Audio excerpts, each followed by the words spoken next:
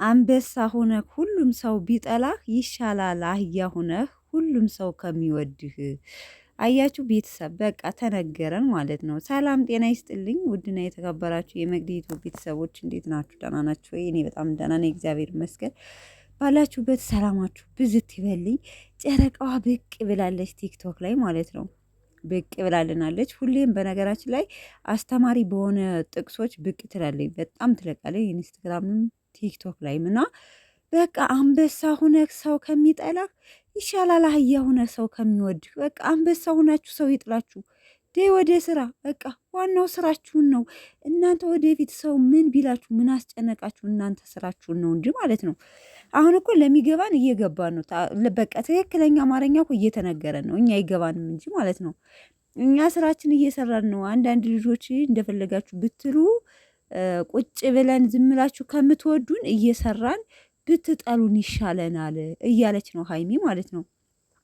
አያችሁ እስኪ አንዳንድ ኮሜንታተሮች ማለት ነው ስሩ በቃ ተንደፋደፉ። አሁን በአብዛኛው ቲክቶክ ማለት ኮሜንት የምንሰጥ ዩቱብ የምንመለከተው አረብ ሀገር የምንኖር ልጅ በ100% እርግጠኛ ነኝ ማለት ነው።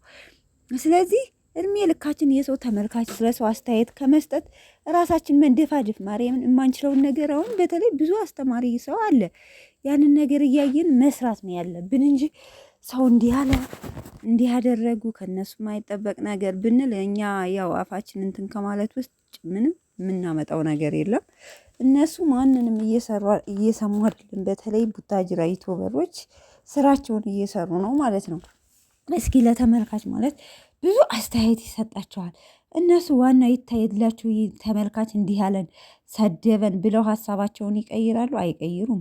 ሰው አንዳንድ ቦታ ላይ ተመልካች የሚወደውን ያመጣሉ እንጂ ሰው እንዲህ ያለን ብለው ምንም የሚቀይሩት አይዲ ነገር የለም ማለት ነው። እና በነገራችን ላይ በእርግጥ ሰነፍ ስትሆኑ ለጊዜው ምናልባት የተወሰነ ሊያሽቃብጥላችሁ ይችላል እንጂ ሰው ሲኖረው ነው የሚወደደው። እውነቴን ነው የምላችሁ ማለት ነው።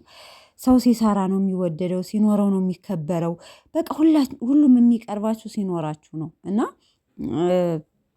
አህያ ሁኖ ዝም ብሎ ቤት ለቤት ተዘፍዝፎ እያውደለደለ ምናምን እኔ እንጃ። ለጊዜው ምናልባት ለጊዜው ለዛውም ትንሽ የኑሯችሁ ያችን እስከምትጨርሱ ድረስ ማለት ነው። እና ትክክል እኔ ደግፋታለሁ። አንበሳ ጀግና ሆናችሁ እናንተ ባለ ቢዝነስ ሆናችሁ ሰው ቢጠላችሁ ምን አስጨነቃችሁ? በእሱ አትኖሩ፣ አያስተዳድራችሁ።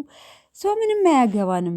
እኛ አንበሶች ነን፣ ስራችን እየሰራን ነው። እንደፈለጋችሁ ማለት ትችላላችሁ እያልሽ ነው ሀይሚ ማለት ነው። የኔ ጨረቃ የኔ ቅባብ ይመቻችሁ፣ ይመቻችሁ። እኔ በቃ ምን እንደምላችሁ አላውቅም።